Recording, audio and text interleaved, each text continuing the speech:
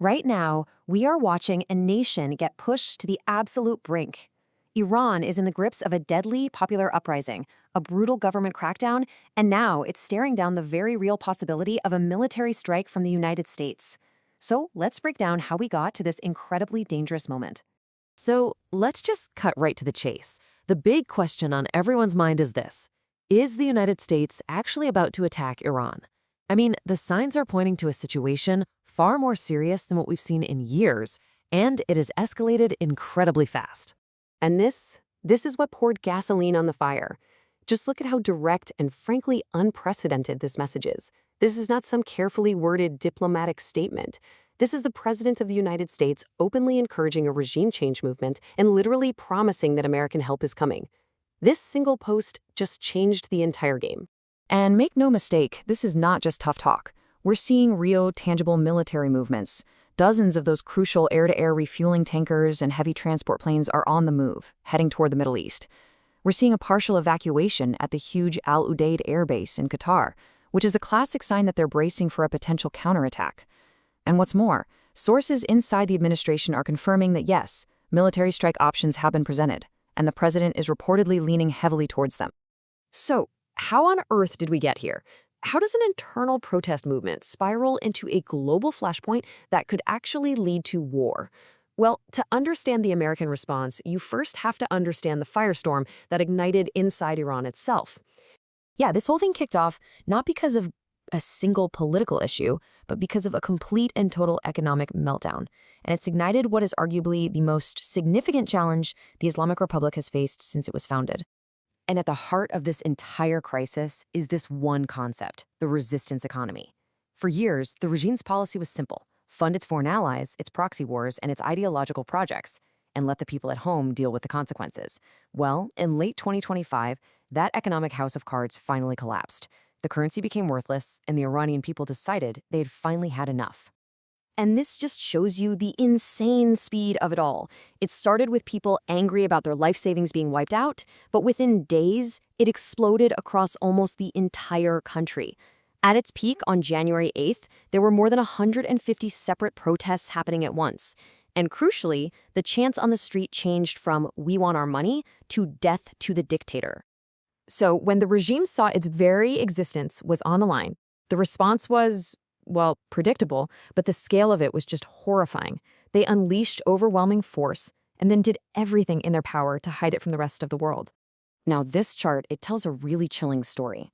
The number of recorded protests just plummeted by over 90% in 4 days. But let's be clear, this isn't a sign the movement ended. It's a sign of two things. First, a crackdown so brutal it made protesting a potential death sentence, and second, an information blackout that made it nearly impossible for us to see what was truly happening. The human cost here it's almost unimaginable. Now, the official government numbers are low, of course, but sources from inside Iran's own Security Council and from overwhelmed hospitals are suggesting a death toll that could be as high as 20,000 people.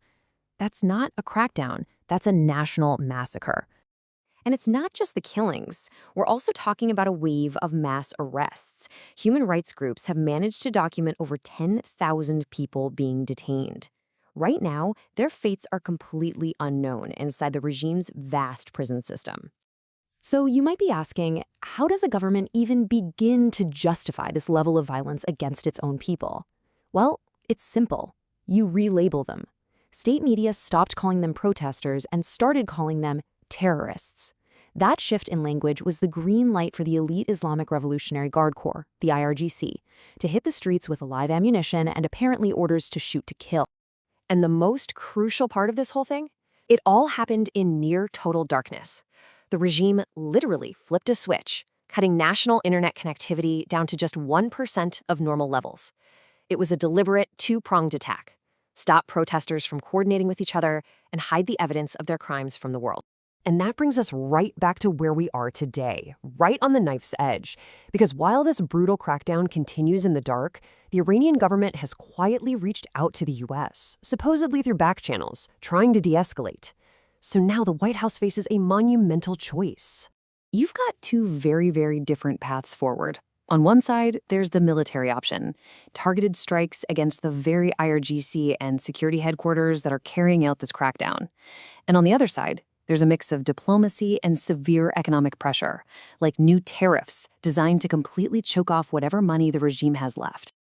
And look, while there's some talk of diplomacy, the evidence on the ground, it is screaming preparation for war. You have B-52s now in the UK, well within striking range. You have Patriot air defense systems being moved into the region to protect U.S. troops, and those all-important refueling tankers have been moved out of harm's way. The U.S. military is posturing for a major air campaign. So, where does all of this leave us?